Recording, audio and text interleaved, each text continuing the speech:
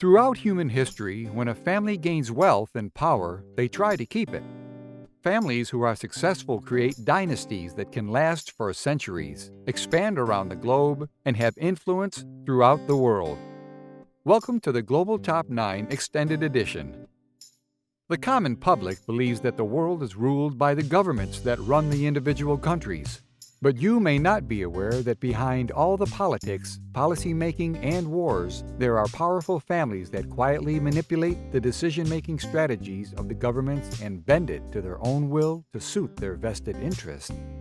The most powerful and influential families are often long-established banking and industrial dynasties who have both the wealth and personal relationships to maintain their dominance. But who are the most powerful families in the world? That's a good question. Here are those we believe are in the top spots. Let's get started. Number 11. Krupp family. The Krupp family was a German dynasty of industrialists. The Krupps started the first major steelworks in Germany in 1811, and their enterprise expanded rapidly to become one of the world's largest companies and Germany's leading supplier of armaments. The astounding rise of the Krupp family is very much part of the rapid industrial growth of Germany with its highly concentrated, efficient cartels. The Krupp dynasty began in 1587, when an ordinary trader bought up buildings that had been abandoned due to plague outbreaks. The real estate rose in value after the plague decline, and this made him a wealthy man. His descendants used their inheritance to get into the arms business. In 1816, they moved into the steel business and became the world's biggest producer of steel by the end of that century. They built tanks and battleships for Nazi Germany, and the family personally supported Adolf Hitler. Their factories were completely destroyed by the end of the war, but they rebuilt. Although past their prime, the Krupp family still have considerable influence in the steel business. Number 10. Oppenheimer family. For 85 years until 2012, the Oppenheimer family occupied a controlling spot in the world's diamond trade. It all started in 1917 when Sir Ernest Oppenheimer, a diamond and gold mining entrepreneur, founded the Anglo-American Corporation of South Africa and became chairman of the De Beers Diamond Company in 1929. His son, Harry Oppenheimer, was also the chairman of both the Anglo-American Corporation and De Beers Consolidated Mines. Nicky Oppenheimer, Harry's son and the heir to the family fortune, was the third generation of his family to run De Beers. Today, his net worth stands at over $7 billion, which makes him the richest man in South Africa, according to Forbes. Nicky's only son, Jonathan, is currently the director of E. Oppenheimer & Son Limited. Number 9. Pritzker family. The family fortunes began with Abram Nicholas Pritzker, born in 1896 in Chicago, Illinois. Abram Nicholas graduated from Harvard University with a law degree in 1920 and then went to work in his father's law firm, later known as Pritzker & Pritzker.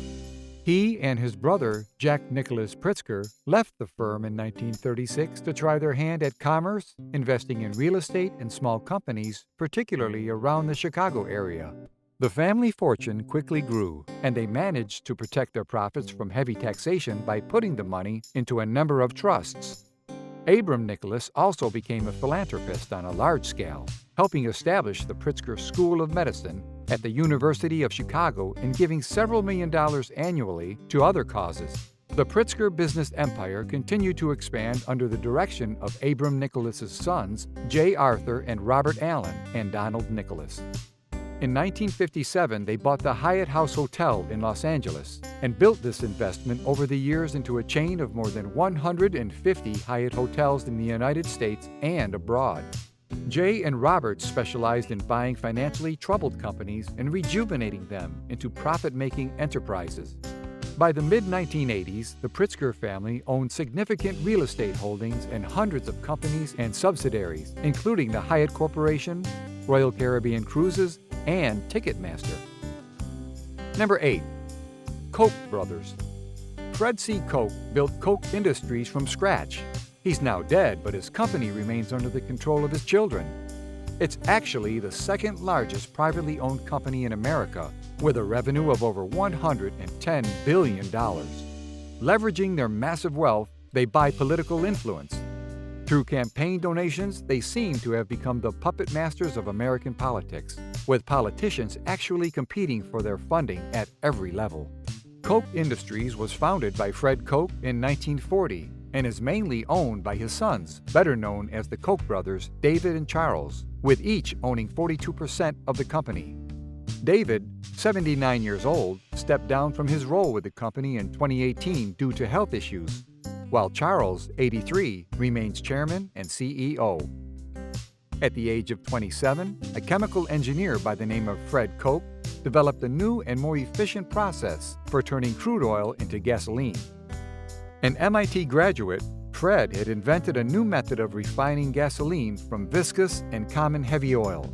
After a string of lawsuits from Universal Oil Products, which had patented and was licensing a similar technique, Fred brought his innovation to the Soviet Union in 1929. He returned to America shortly after to start a family. A little more than a decade after making his discovery, Koch used the improved process to start an oil refinery business of his own. The company was initially called Wood River Oil and Refining Company, then later became Rock Island Oil and Refining Company, before finally being renamed Koch Industries. Number 7. The Bush Family.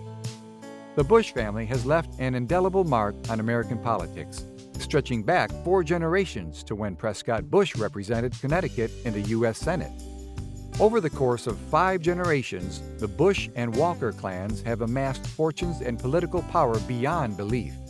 The family is worth a reported $400 million and has seated 2 members in the Oval Office, George H.W. Bush and George W. Bush, the governor of Florida, Jeb Bush, and the current Texas Land Commissioner, Jeb Bush's son, George P. Bush.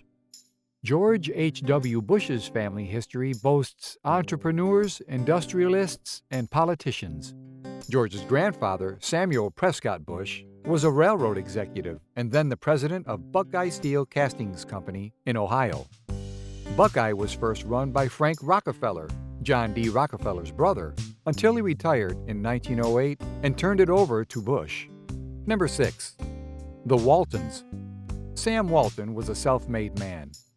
He was born in 1918 near Kingfisher, Oklahoma, as the son of a small farmer who gave up farming for a more profitable career as a farm mortgage broker. This brought the family enough prosperity that Walton was able to graduate from high school and attend the University of Missouri during the Great Depression. He also did a stint in the U.S. Army Intelligence Corps during World War II. The family money combined with the post-war recovering enabled Sam to not just get his start in business, but also succeed. His first store was a Ben Franklin franchise in Newport, Arkansas, bankrolled by a $20,000 loan from his father-in-law and $5,000 from his personal savings. This is equal to about $300,000 today. By 1951, that first store had closed, and he opened up his second, Walton's Five and Dime, in Bentonville, Arkansas. In 1961, he became the majority owner of the Bank of Bentonville. In 1962, he opened the first Walmart store in Rogers, Arkansas, and never looked back. Sam Walton died in 1992. Number 5. Morgan Family. The famous banker and financier John Pierpont Morgan died in 1913 while in Italy. He was 75 years old. At the time of his death, Morgan's net worth totaled $118.3 million, half in his estate and half in his vast art collection. The figure was approximately 0.3% of the U.S. gross domestic product, which was $39.1 billion at the time. Adjusted to today's real GDP of $16.3 trillion, his net worth would have been $49 billion. This is among the largest individual fortunes in American history. Unlike his legendary contemporaries, J.P. Morgan never claimed to be self-made. In fact, in The House of Morgan, an American banking dynasty and the rise to modern finance, it explains that Morgan once told New York Governor Grover Cleveland, "If I have been able to succeed in the station of life, I attribute it more than anything to the endorsement of my father's friend." His father, Junius Morgan, was a successful merchant banker in London, and the connection to British money would be the defining factor in J.P. Morgan's career. J.P. Morgan's first job was an internship for Duncan Sherman and Company, an affiliate of his father's in New York. He graduated to Dabney Morgan and Company, and it was there he grew his wealth to $350,000 investing British money into the booming post-war U.S. economy. He even considered retiring, but the thought was quickly squashed by his father, and in 1871, Junius connected his son with Anthony Drexel. With this alliance, J.P. Morgan would build the company that would bear his name for more than a century. Number 4. House of Saud. The House of Saud, the ruling royal family of Saudi Arabia, comprising of 15,000 family members. Although a majority of the wealth is only held by about 2,000 of them, the House of Saud is estimated to be worth $1.4 trillion. Much like their British counterparts, the members of the Saud royal family are notoriously private about their fortune. But what is known suggests an envious lifestyle filled with big spending, private jets, luxury yachts, top-of-the-line helicopters, sprawling chateaus, and a palatial estate decked out with gold furniture, including a gold-plated Kleenex dispenser. However, members of the family also provide money to those in need through charitable organizations and invest in the Saudi people.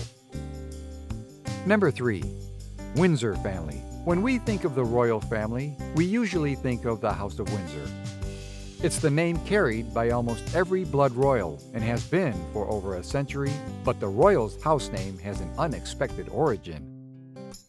Until 1917, the royal family had been called the House of Saxe-Coburg-Gotha, a name that stemmed from the 1840 marriage of Queen Victoria to Germany's Prince Albert of Saxe-Coburg and Gotha. She took his name and the royal family became known as the House of Saxe-Coburg-Gotha, which was nothing controversial at the time. In fact, it wasn't until the 1910s that the name became a problem for the monarchy, as rising tensions in Europe saw the beginning of a world war that would see the UK and Germany at opposite sides of the battlefield. World War I, known as the Great War, saw the deaths of millions of soldiers on both sides as it raged from 1914 until 1918. The Windsor family is one of the most powerful family dynasties in the world. Number 2. The Rockefellers. No industrial banking family is more well known than the Rockefellers. Their story began with John D. Rockefeller. Born into poverty, he became the wealthiest American of all time. His company, Standard Oil, once controlled 90% of oil in the United States. On his death, massive wealth was passed down to his children, allowing them to establish themselves as socialites and politicians. He and son John Jr. later dedicated themselves to philanthropy, giving away more than $1 billion, including establishing the University of Chicago and Rockefeller University. John Jr. built Rockefeller Center in Midtown Manhattan. Today, the fortune is spread out among 174 heirs. Many of his descendants became influential figures in banking and politics, which is why conspiracy theorists are obsessed with them. The Rockefellers still own valuable real estate globally and still maintain huge wealth, although it's unknown just how wealthy they are. Number 1. Rothschild family. The Rothschild family remains an important banking dynasty. It began in the 18th century with a self-made banker. He sent his 5 sons to 5 different countries, where they each established a bank. As their banking network grew, so did their political influence. In many European nations, they were accepted into the aristocracy, being given titles like baron, some of which are still held. During the Victorian era, they still held the largest private fortune in the world, and they still possess great wealth, although not to the scale they once did. Mayer Amschel Rothschild founded the banking empire during the 18th century. They are still known as the family who controls several of the world's central banks, and therefore, they have cemented their position as the banking dynasty of the world. The Rothschild Group operates in over 40 countries, offering investment banking services. In addition, the Rothschilds own several companies like Glencore, Rio Tinto, and RIT Capital. Despite being possibly the wealthiest family in human history, Not one Rothschild has appeared in Forbes' list of the wealthiest people, not even a single occasion.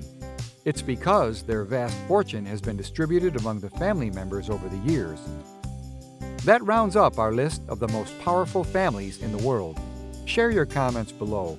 Please subscribe to our channel and smash the like button. We'll see you on the next video.